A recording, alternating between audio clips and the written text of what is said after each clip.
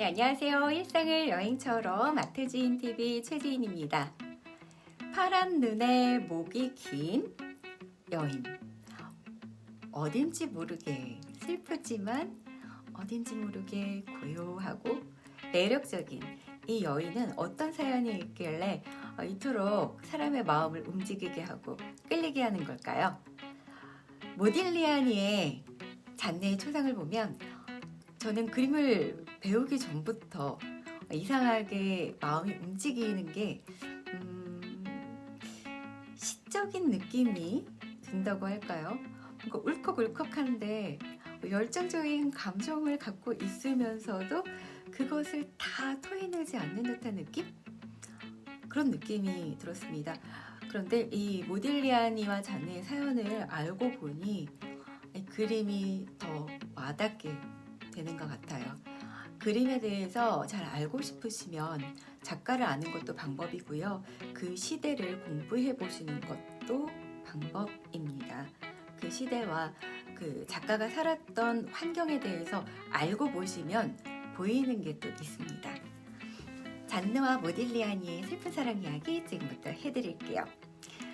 잔느는 다음 그림 보시면 눈이 그려져 있죠? 열정을 담고 있고 총명함이 느껴지는 표정인데요. 어린 나이에도 속이 깊고 말수가 적었다고 하고요. 미술학교를 다니면서도 실력을 인정받고 있었습니다. 친구의 소개로 둘은 만나서 사랑을 하게 됐고요. 그렇지만 18살의 잔느는 나이가 많은 게다가 온갖 병을 갖고 있고 술과 마약의 여성 편력까지 있다고 소문난 모딜리아니에게 딸을 보내고 싶은 부모님이 어디 있겠습니까? 그런 부모님의 반대에도 불구하고 그와의 결혼을 잔느는 결심하게 됩니다. 두 사람은 1917년에 만나서 몽파르나스 작업실에서 2년여간 동거를 하다가 결핵을 했던 모딜리아니의 병세가 심해지자 니스로 유학을 가게 되는데요. 1918년 초 둘은 르누아르, 피카소를 만나기도 하고요. 그곳에서 둘만의 시간도 가지며 많은 작품을 남깁니다. 둘이 함께 그림을 그리기도 했는데요. 둘이 함께 그린 드로잉 모딜리아니와 잔느 에비테른에는 임신한 모딜리아니가 잔느의 손을 꼭 잡고 있는 모딜리아니의 행복한 한때가 담겨 있습니다. 자신만의 독자적인 세계를 완성할 수 있게 잔느가 모딜리아니를 도왔다면 모딜리아니는 잔느가 여성적인 화풍에서 벗어나서 한층 더 발전할 수 있게 도왔는데요. 이 둘의 그림은 참 많이 닮아 있습니다.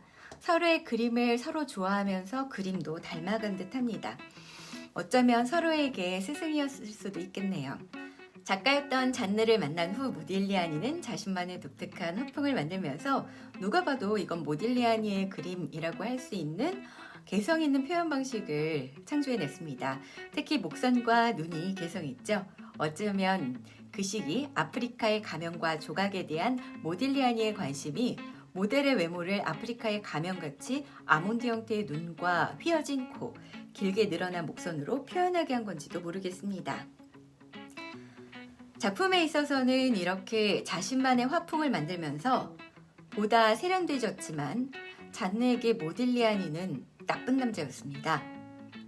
길에서 잔느의 머리카락을 쥐고 끌고 다니며 때리는 모딜리아니를 보면서 그의 친구도 달려가서 그를 말리지 못했었다는 기록도 있는데요.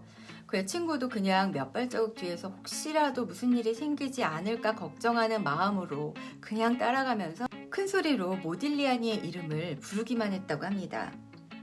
그 소리를 들으면 그래도 잔느를 덜 괴롭히지 않을까 생각하면서요. 그렇게까지 밖에서도 때리다 보니 주변 사람들은 모딜리아니와 사는 잔느에게 천사 같은 잔느라고 하며 안쓰러운 시선을 보내기도 했습니다. 모딜리아니는 많은 그림을 그렸지만 자화상은 딱 한 장 남겼는데요. 그림 속 그의 모습은 지치고 힘들어 보입니다. 연약해 보이기까지 하죠. 목도 천으로 감싸고 두꺼운 옷을 입은 것으로 봐서 작업실이 꽤 추웠나 봅니다. 자신도 자신을 온전히 모른다고 생각하는 것인지 자신의 눈동자도 그리지 않았습니다. 모딜리아니가 마지막으로 그린 그림입니다. 모딜리아니는 과도한 음주와 마약 복용으로 인해서 건강이 악화됐고 결국 결핵성 수막염에 걸렸습니다. 한눈에 봐도 수척해져서 죽음이 눈앞에 다가왔다는 것을 느낄 수 있는 모습이죠. 그는 자신의 몸을 조심스럽게 다루지 않았습니다. 파리에서 모딜리아니는 소문난 보헤미안 방랑자로 1919년 결국 그의 생명을 앗아가게 될 신장염과 결핵에 연달아 걸려버립니다. 이때 잔느는 둘째 아이를 임신 중이었습니다. 가난해서 먹을 것도 난방도 힘든 상황이었기에 잔느를 친정에 보내고 모딜리아니는 홀로 병마와 싸워야 했습니다. 그는 때로 혼자 화실에서 쓰러져 있기도 했습니다. 그리고 1920년 1월 모딜리아니는 지인들에 의해 급하게 자선병원으로 옮겨졌습니다. 그는 이송 도중 이탈리아여 사랑하는 이탈리아라는 중얼거림을 끝으로 의식을 잃고 맙니다. 정말 정신을 잃은 것 같죠. 결국 모딜리아니는 1920년 1월 24일 밤 자선병원의 침대에서 35세의 짧은 세계로 생을 마감했습니다. 소식을 듣고 정신없이 뛰어온 잔네의 모습은 넋이 나간 상태였다고 하는데요. 모딜리아니의 주검을 으스러지게 껴안고 짐승처럼 우는 잔느를 아무도 떼어놓을 수가 없을 정도였다고 합니다. 모딜리아니가 죽은 지 이틀 후 잔느는 만삭의 몸으로 자살을 합니다. 이후 2번의 장례식이 치러졌습니다. 하나는 파리 교회 묘지에 매장된 젊은 부인을 위한 작은 장례였고요. 그녀의 부모님은 비밀리에 장례식을 조용히 치렀습니다. 충격적으로 딸을 보내버린 잔네 집안에서는 두 사람의 시신을 나란히 묻는 것조차 허락하지 않으려 했고요. 모딜리아니는 페르라시즈 묘지에 묻혔는데요. 하지만 모딜리아니 형이 몇 년 후에 잔네 부모님을 찾아가서 간곡히 부탁했고 그들은 세상을 떠난 지 10년 만에 다시 같은 곳에 자리하게 됐습니다.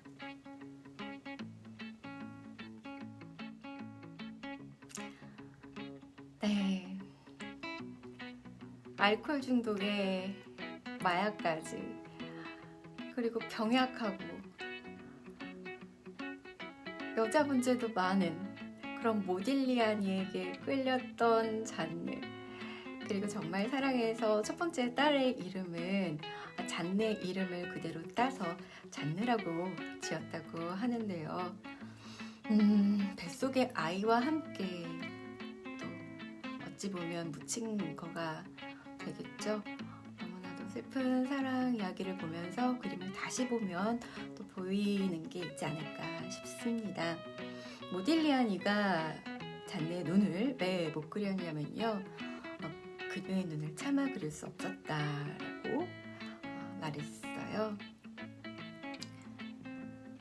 잔네에게는 참 아픔을 많이 남겨놓고 떠났지만 그래도 그림은 남기고 떠났네요.